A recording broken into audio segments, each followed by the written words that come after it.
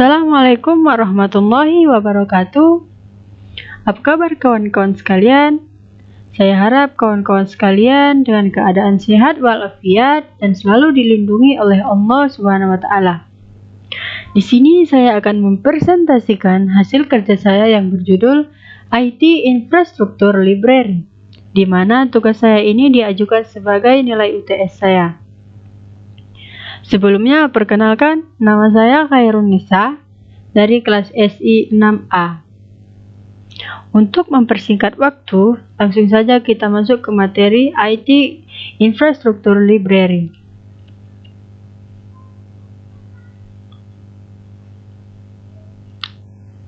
Information Technology Infrastructure Library. Bisa kita singkat dengan ITIL. Apa itu ITIL? ITIL diterjemahkan Pustaka Infrastruktur Teknologi Informasi, yaitu adalah suatu rangkaian konsep dan teknik pengelolaan infrastruktur, pengembangan, serta operasi teknologi informasi. ITIL framework ini dikembangkan oleh British Central Computer and Telecommunication Agency, yang juga bergabung dengan UK Office of Government Commerce atau disingkat dengan OGC pada tahun 2001, Zegers 2006, Beckman 2008. Selanjutnya kita masuk ke sejarah ITIL. ITIL dikembangkan pada akhir tahun 1980-an oleh Central Computing and Telecommunication Agency atau kita singkat sebagai CCTA, sebuah badan pemerintah di Inggris. Alasan CCTA adalah kurangnya kualitas layanan IT yang dimiliki oleh pemerintah Inggris, sehingga harus ditemukan CCTA untuk mencapai kualitas yang lebih baik dan sekaligus menurunkan biaya mereka. Tujuannya adalah untuk mengembangkan metode yang efektif dan efisien untuk penyediaan IT service, dengan kata lain katalog praktik terbaik bagi organisasi IT yang saat ini dikenal dengan ITIL. Pada tahun 30 Juni 2007, OGC menerbitkan versi ketiga ITIL yang intinya terdiri dari 5 bagian dan lebih, menekankan pada pengelolaan siklus hidup layanan yang disediakan oleh teknologi informasi. Bisa kita lihat dengan gambar yang di samping. Selanjutnya, 5 bagian siklus hidup layanan. Yang pertama yaitu service strategi, yang kedua service design, yang ketiga service transition, dan yang keempat service operation, dan yang kelima continual service improvement. Siklus hidup layanan yang pertama, service strategi, yaitu service strategi memberikan suatu pandangan ITIL yang meluruskan bisnis dan teknologi informasi. Service strategi menetapkan bahwa masing-masing langkah siklus hidup service harus tetap fokus kepada bisnis, dengan digambarkan oleh tujuan bisnis, kebutuhan, dan as-service management. Service strategi memiliki beberapa proses yang terdiri dari yang pertama, manajemen keuangan atau financial management, yang kedua, manajemen layanan portofolio atau disebut service portfolio management, yang ketiga, manajemen permintaan atau demand management. Masuk kita dengan siklus layanan hidup yang kedua yaitu service design. Service design memberikan panduan atas produksi, kebijakan teknologi informasi, arsitektur, dan dokumen. Selanjutnya, service design memiliki beberapa proses yang terdiri dari yang pertama, service catalog management, yang kedua, service level management, dan yang ketiga, supplier management, yang keempat, capacity management, dan yang kelima, availability management, yang keenam, IT service continuity management, dan yang ketujuh, IT security management. Lanjut kita ke siklus hidup service yang ketiga, service transition. Service transition mencoba fokus dalam mengubah peran manajemen dan melepaskan praktek, menyediakan panduan dan aktivitas proses untuk transisi jasa ke lingkungan bisnis, Service transition memiliki beberapa proses yang terdiri dari 1. Transition, planning and support, yang kedua evaluasi perubahan, dan yang ketiga manajemen aset dan konfigurasi layanan, yang keempat release dan deployment manajemen, dan yang kelima validasi dan pengujian layanan, dan yang keenam evaluation, dan ketujuh knowledge management. Lanjut, kita masuk ke siklus layanan service operation.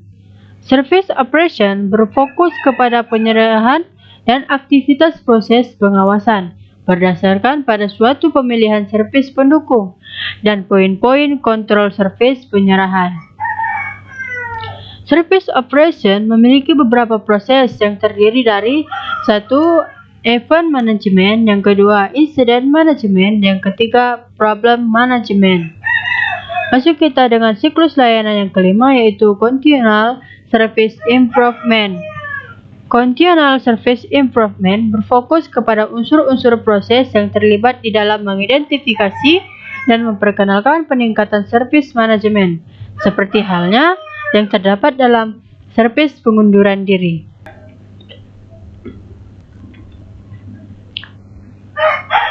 Lanjut, kita masuk ke manfaat ITIL. Manfaat ITIL adalah dapat meningkatkan kepuasan pengguna dan pelanggan layanan, ketersediaan atau availability layanan yang semakin meningkat, mengurangi biaya layanan, pengambilan keputusan yang lebih baik, dan meminimalkan resiko layanan terhadap pelanggan dan pelaku bisnis. Selanjutnya kita masuk ke tujuan ITIL. Apa tujuan ITIL? Tujuan ITIL adalah agar mampu membangun layanan yang lebih efektif dan efisien kepada pelanggan, menciptakan manajemen layanan TI yang lebih optimal, dan mampu meningkatkan kualitas layanan TI ke arah peningkatan layanan yang berkelanjutan.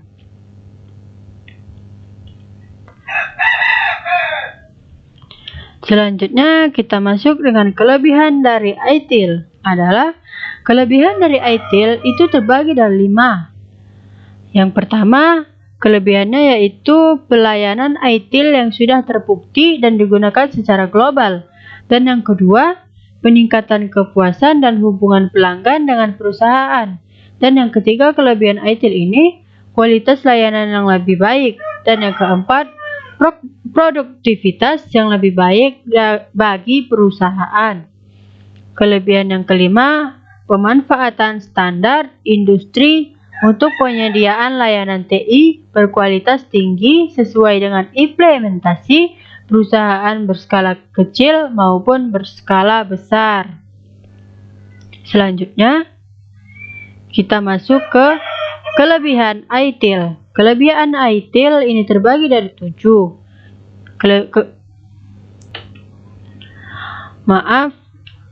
Seharusnya kekurangan dari ITIL. Kekurangan dari ITIL ini terbagi dari 7. Kekurangan yang pertama itu konsep dari ITIL yang komprehensif dalam sifatnya dan penggunaan yang luas dapat menyebabkan biaya yang cukup besar.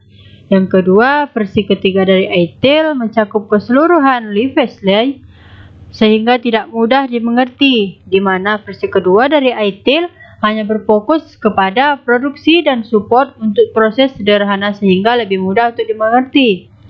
Kekurangan yang ketiga, buku-buku ITIL terlalu mahal sehingga tidak terjangkau bagi pengguna non-komersial. Kekurangan yang keempat, implementasi dan credentialing dari ITIL membutuhkan pelatihan khusus. Kekurangan kelima, ITIL mendapatkan kritikan dari beberapa profesional ICT mengenai sifatnya yang subjektif dan emotional regression yang berkaitan dengan perubahan work practice. Dan yang keenam, ITIL bersifat holistik yang mencakup semua kerangka kerja untuk tata kelola TI. Dan yang ketujuh, biaya sertifikasi ITIL terlalu tinggi. Ya, hanya itulah hasil dari presentasi saya dan materi yang saya sampaikan cukup sampai sini. Apabila ada salah kata, saya mohon maaf. Saya akhiri dengan wabillahi taufik wal hidayah. Wassalamualaikum warahmatullahi wabarakatuh.